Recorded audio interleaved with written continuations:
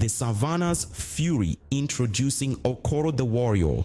The sun beats down on the savannah. The air, thick and hot, vibrated with life. This was the land of the Kuku tribe, a place where the wind carried stories. Okoro, a respected warrior, was known for his strength, but a storm brewed within him. Anger, like a caged beast, threatened to break free. Okoro was a force on the battlefield. He fought with the ferocity of a lion, protecting his tribe with unwavering loyalty. Yet this same fire that fueled his courage also consumed him from within. His anger, once a source of power, was now a dangerous burden. The villagers whispered about Okoro's temper. They feared his sudden outbursts, the way his voice boomed like thunder. Okoro too felt the sting of his anger. Each flare of temper left him drained and ashamed. He knew he had to find a way to tame the beast within. Okoro's heart pounded in his chest. He felt the familiar heat rise within him. Why could he not control this anger? He thought of the village elders and how their faces etched with concern. Their words, though unspoken, echoed in his ears. A warrior's strength lies not only in his muscles, but also in his heart. He retreated to his hut, a small structure of mud and thatch. The silence was deafening. It amplified the turmoil within him. Okoro clenched his fists, feeling the anger through his veins. He knew he could not continue down this path. He had to find a solution, a way to silence the storm raging within him. Okoro wrestled with his anger, desperately seeking a way out. He felt like a boat tossed about in a raging sea, unable to find its bearings. He knew he needed guidance, a beacon of light in the darkness that threatened to consume him. Life in the village was a delicate dance. The villagers lived in harmony with nature, their lives intertwined like the threads of a woven basket. But Okoro's anger was a discordant note in their peaceful symphony. It cast a shadow over their daily lives, creating an atmosphere of fear and unease.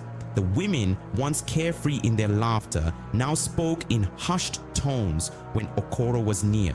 The children, who once ran to him for stories of bravery, now scurried away at his approach.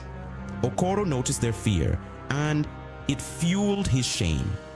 He was a protector, yet he had become the very thing they feared. One evening, as Okoro sat alone by the fire, he overheard a group of children whispering and saying, "Okoro is like the storm," one child said, with his voice barely a whisper. "He brings destruction and fear." Okoro's heart sank. Was this the legacy he wanted to leave behind? Desperation gnawed at Okoro's soul. He knew he could not conquer this demon alone. He sought the counsel of the village chief, a wise old man who was said to hold the wisdom of their forefathers.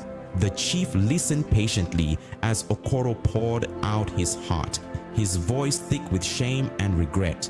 The chief, his eyes filled with understanding, placed a hand on Okoro's arm. "My son," he said, "anger is like fire.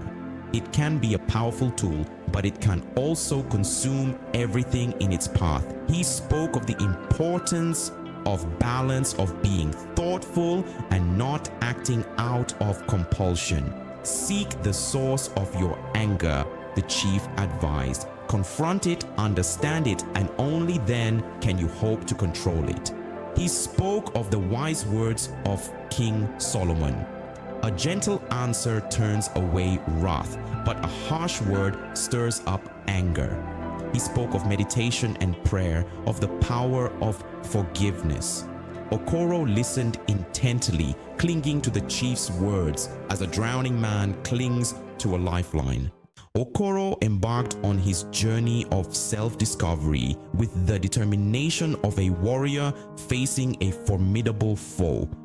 He spent hours in quiet contemplation, meditating under the vast African sky and reading the stories of King Solomon. He sought the stillness within, learning to silence the boisterous cacophony of thoughts that fueled his anger. The chief prescribed him a series of trials, each designed to test his patience and self-control. He had to learn to master his emotions, to find the space between stimulus and response. He learned to channel his anger into something constructive, using his strength to help the village instead of intimidating it. He started helping the villagers with their daily chores. He helped build a new fence to protect their crops from wild animals. He even helped the women fetch water from the distant river. Each act of service, each moment of selflessness chipped away at the wall of anger that surrounded his heart. Okoro, while chopping wood, realized forgiveness is a gift to oneself. The chief's words echoed, "Forgiveness heals." He thought of his father, a warrior who died in battle. Okoro blamed himself for not protecting him. He closed his eyes, imagining his father's pride. "Let go of your anger," his father seemed to say. A wave of forgiveness washed over him. Okoro's transformation was gradual but undeniable. His anger, once a raging inferno, was now a flickering flame, easily controlled. He had found peace within himself, and it radiated outwards, touching the lives of everyone around him.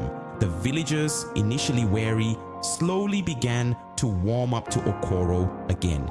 They saw the change in him, the calmness in his eyes, the gentleness in his touch. The children, once afraid, now flocked to him, eager to hear his stories of bravery and wisdom. The village elder, a wise old woman who had seen countless seasons come and go, smiled at Okoro one evening. "You have found your peace, my son," she said, her voice filled with warmth. "And in doing so, you have brought peace to us all." Okoro's transformation inspires the village. The story of Okoro's transformation spread throughout the village like wildfire. He became a beacon of hope, a testament to the power of self-reflection and change. The villagers, inspired by his journey, began to examine their own hearts, seeking to resolve their own internal conflicts. The village elder, recognizing the profound impact of Okoro's transformation, decided to share his story with the younger generation.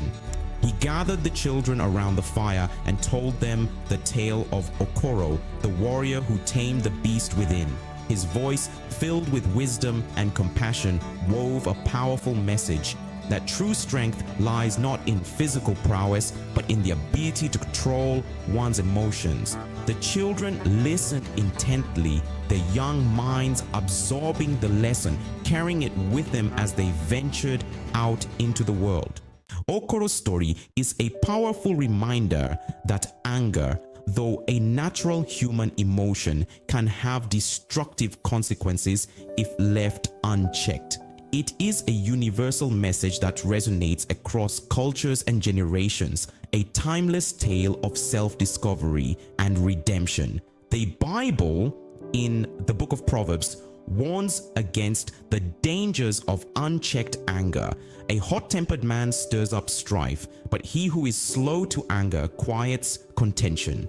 Okoro's journey embodies this biblical wisdom, highlighting the importance of patience, forgiveness, and self-control. In a world often driven by conflict and division, Okoro's story offers a glimmer of hope. It reminds us that peace begins within each of us. By taming the beast within, we can create a more harmonious and compassionate world for ourselves and for generations to come.